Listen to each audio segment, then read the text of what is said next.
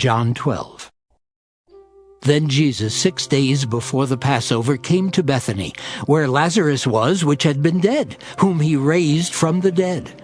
There they made him a supper, and Martha served, but Lazarus was one of them that sat at the table with him.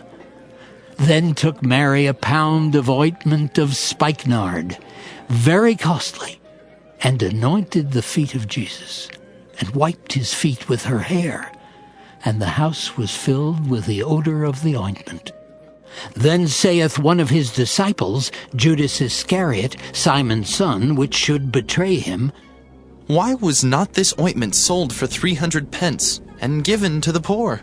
This he said not that he cared for the poor, but because he was a thief, and had the bag, and bare what was put therein. Then said Jesus, Let her alone. Against the day of my burying hath she kept this. For the poor always ye have with you, but me ye have not always. Much people of the Jews therefore knew that he was there, and they came not for Jesus' sake only, but that they might see Lazarus also, whom he had raised from the dead. But the chief priests consulted that they might put Lazarus also to death, because that by reason of him many of the Jews went away and believed on Jesus. On the next day, much people that were come to the feast, when they heard that Jesus was coming to Jerusalem, took branches of palm trees, and went forth to meet him, and cried, Hosanna! Blessed is the King of Israel that cometh in the name of the Lord! And Jesus, when he had found a young ass, sat thereon, as it is written, Fear not, daughter of Zion. Behold, thy king cometh, sitting on an ass's colt.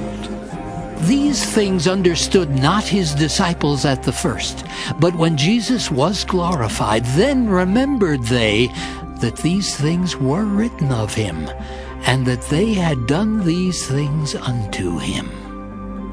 The people therefore that was with him, when he called Lazarus out of his grave, and raised him from the dead, bear record. For this cause the people also met him, for that they heard that he had done this miracle. The Pharisees therefore said among themselves, Perceive ye how ye prevail nothing? Behold, the world is gone after him.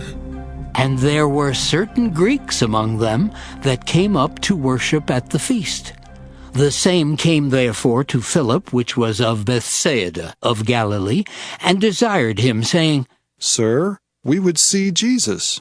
Philip cometh and telleth Andrew, and again Andrew and Philip tell Jesus. And Jesus answered them, saying, The hour is come that the Son of Man should be glorified.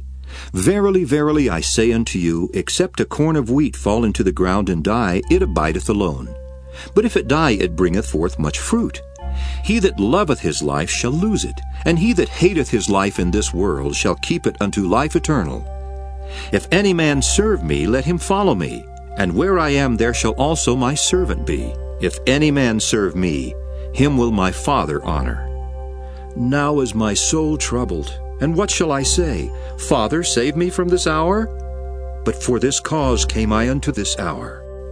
Father, glorify thy name. Then came there a voice from heaven, saying, I have both glorified it, and will glorify it again. The people therefore that stood by and heard it said that it thundered. Others said, An angel spake to him. Jesus answered and said, This voice came not because of me, but for your sakes.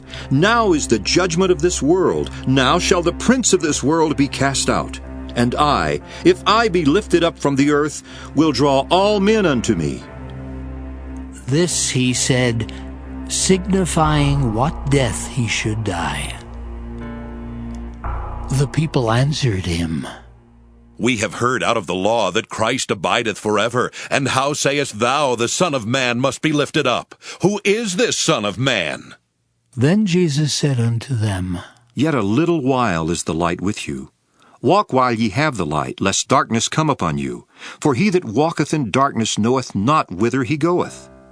While ye have light, Believe in the light, that ye may be the children of light. These things spake Jesus, and departed, and did hide himself from them. But though he had done so many miracles before them, yet they believed not on him, that the saying of Isaiah the prophet might be fulfilled, which he spake. Lord, who hath believed our report? And to whom hath the arm of the Lord been revealed? Therefore they could not believe, because that Isaiah said again, He hath blinded their eyes, and hardened their heart, that they should not see with their eyes, nor understand with their heart, and be converted, and I should heal them. These things said Isaiah when he saw his glory, and spake of him. Nevertheless, among the chief rulers also many believed on him. But because of the Pharisees they did not confess him, lest they should be put out of the synagogue. For they loved the praise of men more than the praise of God. Jesus cried and said, He that believeth on me believeth not on me, but on him that sent me. And he that seeth me seeth him that sent me. I am come a light into the world, that whosoever believeth on me should not abide in darkness. And if any man hear my words and believe not, I judge him not. For I came not to judge the world, but to save the world.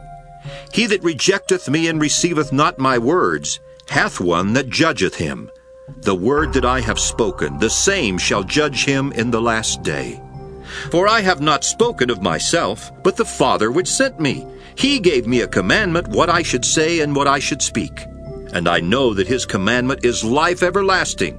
Whatsoever I speak, therefore, even as the Father said unto me, so I speak.